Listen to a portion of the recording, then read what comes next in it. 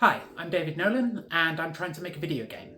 I have basically no idea what I'm doing, but I'm winging it, and so far it's going okay. So in my last video I released the playable prototype of my game, and I asked for people to play it and to give feedback on it. I didn't get a ton of feedback, but I definitely got some, and it's been really useful. Lots of bugs were found and lots of issues were raised in terms of how the game feels.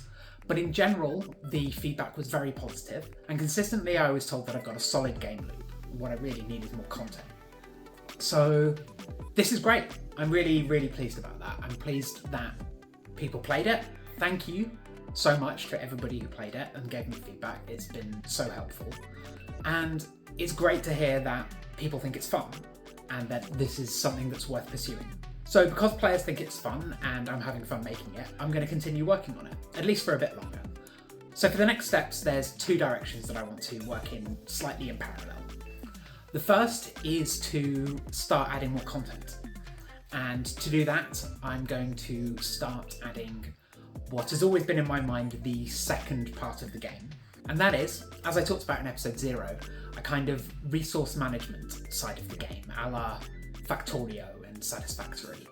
So the vision is that players will place down miners and they will gather things like iron and limestone, and they can use these resources to build turrets and traps and various other things, and also to unlock more advanced research, so higher tier turrets, higher tier walls, and also upgrades to the player character themselves. The idea behind this is that by making the players place down miners, they have more area of the map to defend. This is a way of increasing the difficulty of the game without just endlessly throwing more and more enemies at them. So that's the first part. I'm not 100% sure if it's right for the game, but it's part of my original vision, so I'm going to at least test it and see how that works. The other thing that I want to do is to start experimenting with adding some art to the game. Now, it's very early days, and I don't want to get too deep into this while I'm still figuring out what the mechanics are and what is actually going to be in the game.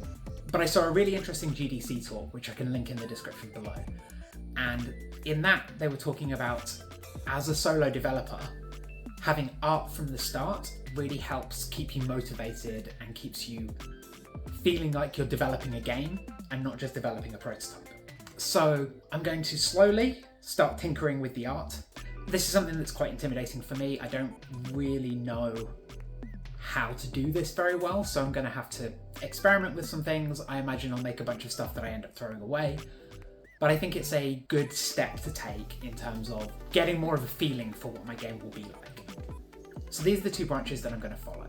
I'm going to add more content in the form of resource management and a tech tree that allows players to unlock more advanced items. And I'm going to start experimenting with some art, building some assets, trying some different things out. So there's my next steps.